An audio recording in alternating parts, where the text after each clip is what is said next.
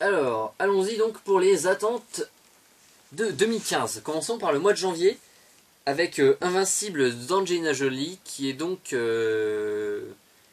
qui raconte l'histoire vraie de Luis Zampella qui est un athlète qui court, enfin de course à pied, qui part en guerre mondiale et qui va donc vivre pendant 3 ans dans un camp de concentration, je crois, japonais. Et donc voilà. Et donc c'est ça résumé du film, enfin voilà. Le film a l'air d'être vachement bien, surtout j'ai surtout hâte de voir ce que va... Déjà moi j'adore les biopics à l'américaine comme ça, très patriotiques. Bon c'est vrai que certains vont dire ah c'est la propagande pro-américaine. C'est vrai mais ça reste sympa à voir. Moi personnellement ça me touche pas parce que je suis pas, quand je vois ce film là je suis pas en mode America fuck yeah. Je me dis ah il y a eu des Américains très courageux mais ce que fait l'Amérique en ce moment c'est pas très top. Donc voilà. Et je suis toujours hâte de voir ce que va donner Angelina Jolie en tant que réalisatrice. C'est une très bonne actrice. On va voir ce qu'elle va donner en réalisatrice. Ensuite, on a le Noob, le film 1 de Fantôme ou Fabien Fournier, hein, vous l'appelez comme vous voulez. Je suis fan de la web série, donc éventuellement je suis totalement hypé pour le film, surtout qu'il a l'air d'être. En plus, là, ils ont acheté tout plein de matos, donc ça va vraiment proposer des trucs intéressants.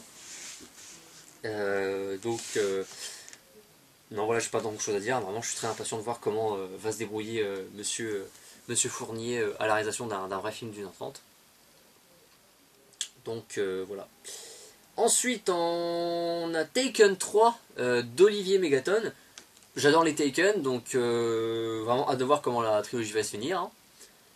Hein. Foxcatcher de Bennett Miller, qui est un film qui a fait sensation à Cannes. Pareil, les critiques américaines adorent le film. Et l'histoire a l'air d'être assez intrigante. En fait, c'est une histoire sur une histoire vraie apparemment de la relation assez ambiguë, enfin non pas ambiguë, tumultueuse, enfin je sais pas vraiment, pas trop compris, entre un milliardaire excentrique et ses deux gardes du corps. Il n'y a rien de sexuel, je rassure les femmes qui sont fans de yaoi. Euh, Surtout qu'en plus avec Steve Carell, donc je ne pense pas que Steve Carell soit une bombe sexuelle, mais enfin bref. Mais le film a l'air d'être, la bande-annonce a l'air d'être assez, enfin le film a l'air d'être assez énigmatique. J'ai hâte de voir quelle sera la nature de cette relation vraiment. Donc j'ai mal à la gorge. Donc voilà. Ensuite, toujours dans le mois de janvier, hein, on a Charlie de Mordecai réalisé par David Coep, pardon. Ça a l'air d'être une comédie bien barrée avec Johnny Depp et vraiment avec un humour très absurde. Donc que demander de plus. Voilà, je suis très impatient de le voir. Une merveilleuse histoire du temps réalisée par James Marsh, qui est donc un biopic sur Stephen Hawking. Moi ça me suffit pour aller voir le film. Hein.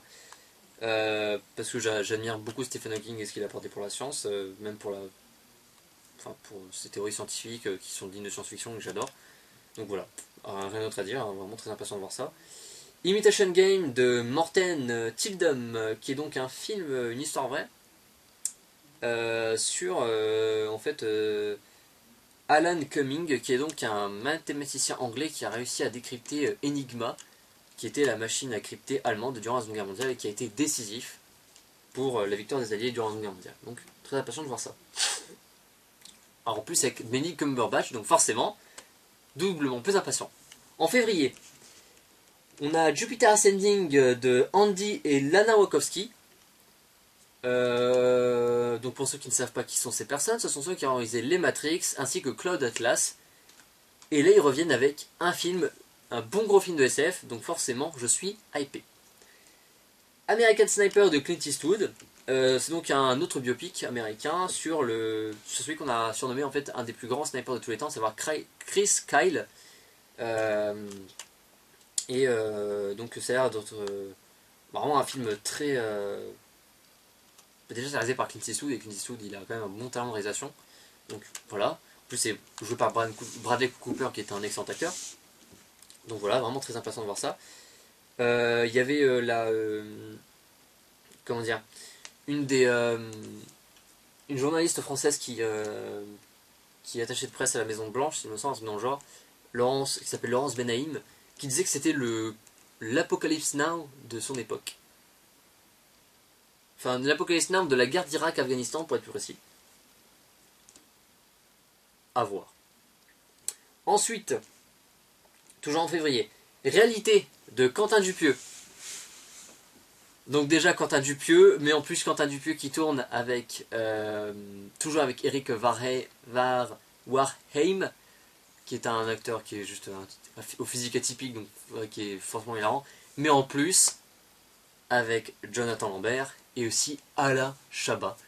Rien que la bande-annonce, elle est géniale, je me tape des barres de rire dans la bande-annonce. Donc voilà, Quentin Dupieux c'est un génie, donc j'ai vraiment très hâte de voir ce que va donner son prochain film. Ensuite, Birdman d'Alejandro González Iñárritu, qui occupait donc la sixième place de mon top 10 avec Babel, et qui donc là en février va sortir son nouveau film Birdman, Birdman, les Américains sont en train de se branler dessus, complètement. Le film a reçu un nombre incalculable de prix, de récompenses.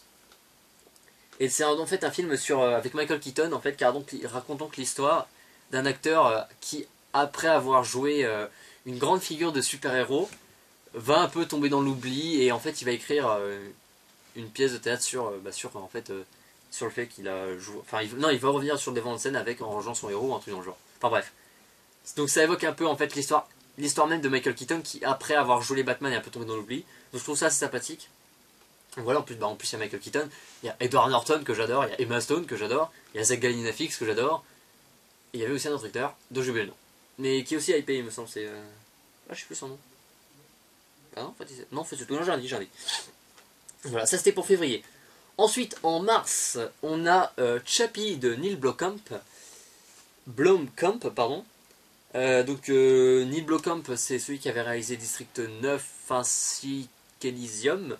Et donc là il revient avec un film de SF, encore une fois, ce monsieur aime beaucoup la SF. D'ailleurs pour ceux qui ne savent pas, Neil Blomkamp était à la base pressenti pour réaliser le film Halo. Malheureusement le film ne s'est pas fait. Encore une fois, de la SF, ce mec adore la SF, hein, ça se voit. Et donc là il revient avec un tout nouveau film dans lequel en fait c'est un robot avec une intelligence assez développée. C'est dans notre époque à nous mais un petit peu plus avancé quand même. Donc ce robot en fait va être perdu à un moment et va être entraîné par des gangsters et tout, donc ça va être assez intéressant. La bande-annonce a l'air d'être géniale, en plus la musique de la bande-annonce, j'adore déjà la musique, donc voilà. Ensuite, Paranormal Activity The Ghost Dimension, réalisé par Gregory Plotkin, mais c'est pas sûr. La date de sortie est annoncée pour le 11 mars, le fait est qu'on n'a toujours pas de bande-annonce, donc ça pue un peu du cul cette histoire.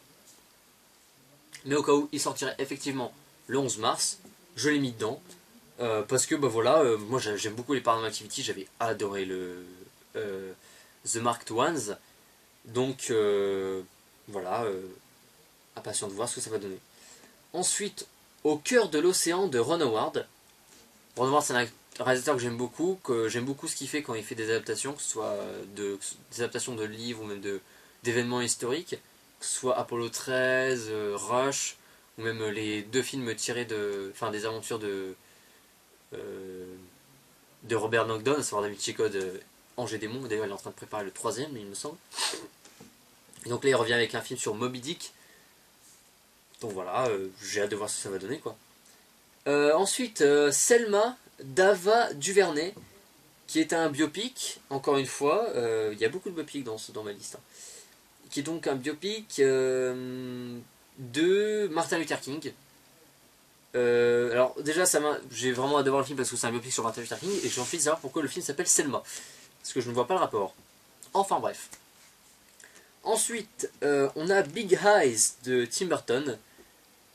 Tim Burton c'est un réalisateur qui m'avait saoulé et là j'ai vraiment Big Eyes me hype à mort parce que déjà ça sort de son registre habituel, c'est plus l'artiste maudit, enfin non pas l'artiste maudit, mais surtout il a changé d'acteur. C'est-à-dire qu'il ne joue plus avec Johnny Depp ou Helena Bonham Carter, il joue avec Amy Adams et Christopher Waltz, et ça c'est génial. Et ça raconte donc l'histoire en fait c'est un biopic, c'est une histoire vraie, hein.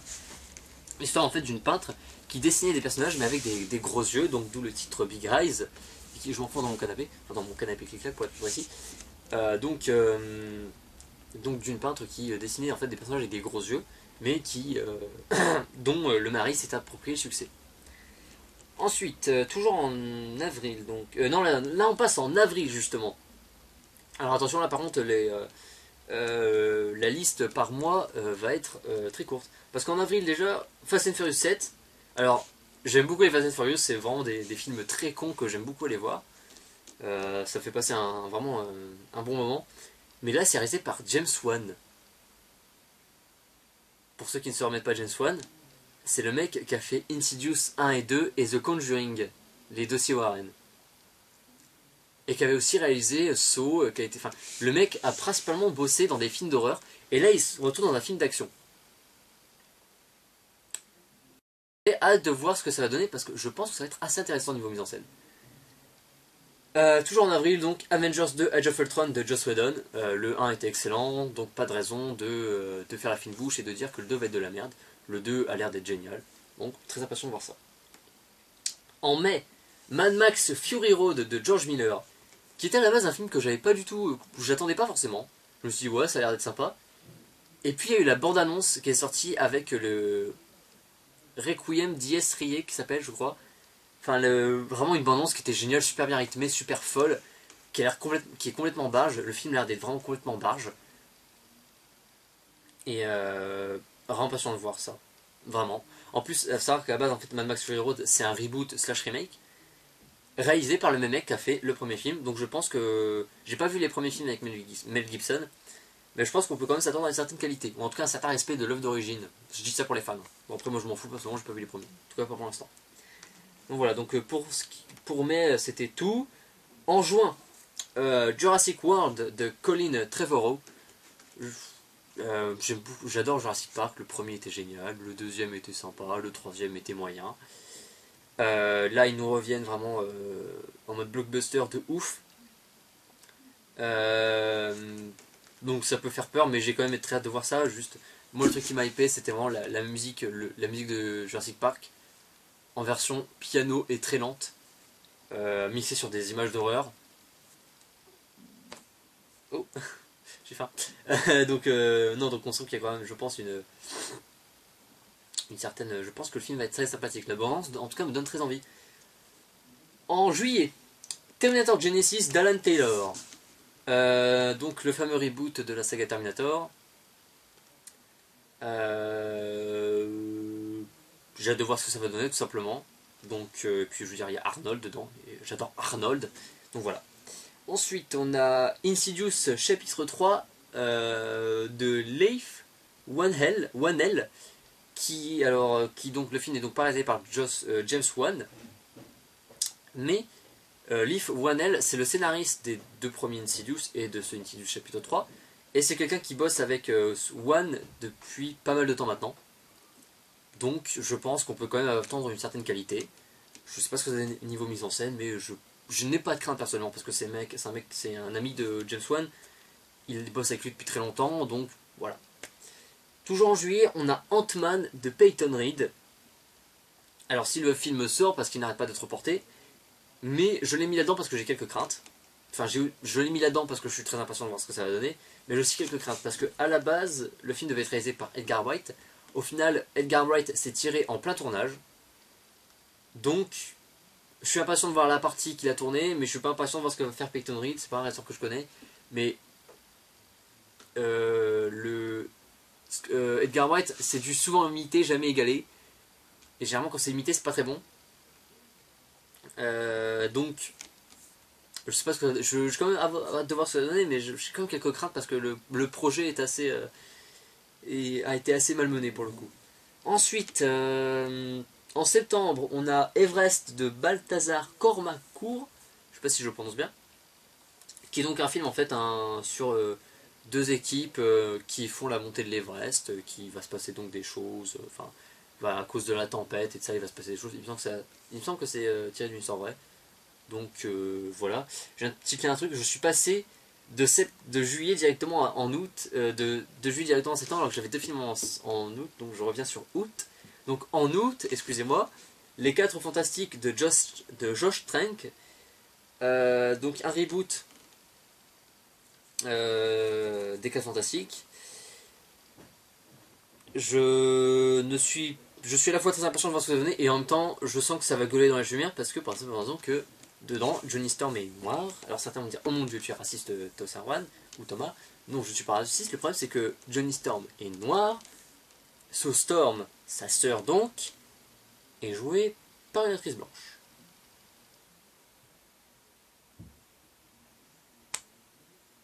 Alors peut-être qu'ils vont faire un truc de style, ouais, en fait Johnny il a été adopté, et tout ça. Enfin, je sais pas comment ça va se dérouler, mais voilà, enfin, ils vont complètement changer les origines du personnage, et généralement ça fait chier les fans. C'était facilement évitable. Là pour le coup, alors, malgré le fait que j'adore l'acteur qui compte jouer Johnny Storm, à savoir c'est Michael B. Jordan, qui avait joué dans Chronicle, un film que j'adore. Donc malgré le fait que j'adore cet acteur, je suis désolé, mais le fait de faire jouer Johnny Storm par un noir, c'est basiquement faire de l'ouverture, juste pour faire de l'ouverture. C'était soit vous preniez deux acteurs noirs pour faire Johnny et Sue Storm, soit vous preniez deux acteurs blancs. Vous ne pouviez pas faire un compromis et prendre un acteur noir et un acteur blanc. Parce que ça va niquer les origines des personnages. Donc voilà. Ensuite, toujours en août, on a Pixel de Chris Columbus. Qui a d'être... en fait, Pixel, c'est des figures du jeu vidéo 16 bits, 8 bits et de ça, qui envahissent des villes.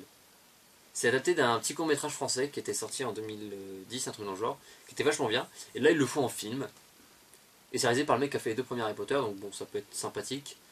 Mais j'ai hâte de voir ce que ça va donner quand même, parce que le concept est assez fun. En plus, dedans, il y a Peter Dinklage, mais il y a aussi Adam Sandler. Ce qui n'est pas pour me rassurer du tout. Donc, je reviens sur septembre du coup. Donc, j'avais dit qu'il y avait Everest, pardon. Il y a aussi The Walk de Robert Zemeckis qui raconte donc l'histoire vraie d'un monsieur dont j'ai oublié le nom, qui a en fait fait la marche, enfin un truc de la marche en funambule, je crois qu'on dit ça comme ça, entre les deux tours du World Trade Center. Et donc le film, c'est ça. Voilà. Et c'est là, en plus, mais c'est avec Joseph Gordon-Levitt et Charlotte Lebon, que j'aime beaucoup. Donc, voilà. Ensuite, en octobre, on a Spectre, le nouveau James Bond, toujours réalisé par Sam Mendes. Skyfall était génial. Pas de raison de cracher sur Spectre, hein, donc je suis très impatient pour j'attends James Bond. Ensuite, on a Victor Frankenstein de Paul McGuigan, qui est donc un... Je sais pas si c'est un remake ou un reboot ou une toute nouvelle interprétation de l'histoire de Mary Shelley ou du film de 1933 ou 34, je sais plus. Mais je sais juste que dedans, le professeur Frankenstein sera joué par James McAvoy, que j'aime beaucoup, et que Igor, la créature, sera joué par Daniel Radcliffe, avec des cheveux longs, mais plus longs que dans Harry Potter 4, ce qui sera très drôle à voir, je pense. Donc, je suis quand même très impatient. Juste parce que c'est James McAvoy, voilà. Et que c'est Daniel Radcliffe, qui sont deux acteurs que j'aime beaucoup. Ensuite, en novembre, on a Crimson Peak de Guillermo del Toro. C'est un film d'horreur par del Toro avec Mia Wachowski, non, l'actrice qui joue dans Alice au Pays des Merveilles, je vais vous dire ça tout de suite. Mia Wasikowska, voilà. Donc c'est une très bonne actrice et j'ai hâte de voir ce que ça va donner. Voilà, en plus Del Toro qui fait du film d'horreur, je pense que ça peut être très sympa. Il avait déjà produit, je crois que c'était Mama avec Jessica Chastain qui était vachement bien. Ensuite, Hunger Games, la révolte partie 2 de toujours de Francis Lawrence. J'aime beaucoup les Hunger Games. J'avais trouvé, enfin celui qui est sorti récemment là. C'est moi. J'avais trouvé un chouïa moyen. Vraiment, j'ai la fin. Enfin, vraiment, c'était pas, il y avait pas, il était sympathique, mais pas non plus à la hauteur des deux premiers. Donc voilà, mais je trouve parce qu'en fait j'ai hâte de voir comment ça va se terminer. Donc voilà, rien de. Enfin, je pense que tout le monde de toute façon attend Hunger Games. Hein, c'est quand même des très bons films. On passe vraiment des bons moments dessus. Donc voilà. Ensuite, en décembre, Mission Impossible 5. C'est sous réserve, il me semble pas que le film soit... Enfin, j'ai chopé la date sur Allociné. Je sais pas si ça a vraiment la date définitive. Mais voilà, je veux dire, le 4 était vachement bien. Si il nous faut un film de la même qualité du 4, je vois pas pourquoi je crache là-dessus, surtout que j'aime beaucoup Mission Impossible. Et enfin, dernier film de cette liste, évidemment, c'était logique. C'est peut-être le film le plus attendu de l'année prochaine, plus qu'Avengers, je pense. Star Wars 7, le réveil de la force, évidemment. Je veux dire, réalisé par J.J. Abrams, avec plein de gens talentueux. Vraiment, c'est le film que j'attends le plus. Je crois que j'ai jamais autant entendu un film de ma vie. Donc voilà, voilà. Rien à dire, c'est Star Wars 7, quoi. Donc voilà, c'est fini pour ce petit tour d'horizon des sorties intéressantes de 2015. Moi, pour la petite actualité de la chaîne pour 2015, je vais commencer à développer quelques petits concepts d'émissions, pardon, et non pas de missions, mais d'émissions. J'ai aussi j'ai aussi quelques projets niveau vraiment sur de la fiction. Bon, j'ai 2-3 trucs qui commencent à me trotter en tête. Je préfère pas vous donner de date. Ça va se faire, je sais pas quand, mais ça va se faire. Mais voilà, pour l'instant c'est juste à l'étape de l'idée du projet. Hein. On a les fictions que je compte faire ainsi que les émissions. Enfin, quoi qu'il y a une émission là qui est plus à l'étape du projet, là je vais peut-être commencer à l'écrire, je pense. Vraiment, enfin, bien réfléchir à la forme. Donc voilà. Donc en 2015, je vais essayer de vous proposer des nouveaux trucs, enfin d'autres trucs que des critiques. Et aussi un peu vous proposer de la parodie. Parce que j'en ai sorti une il n'y a pas très longtemps, une parodie de La Chute, donc une parodie très classique en somme. Mais moi c'est la parodie, j'aime beaucoup ça, et donc je compte continuer à vous en faire, que ce soit des parodies qui consistent en du redoublage ou en du sous-titrage, enfin bref. Donc voilà, je vous souhaite une bonne année 2015, j'espère qu'elle vous sera remplie de tendresse, de chocolat et de cinéma. Je crois que j'ai déjà dit ça, c'est pas grave, je le redis. Mais voilà, allez, ciao!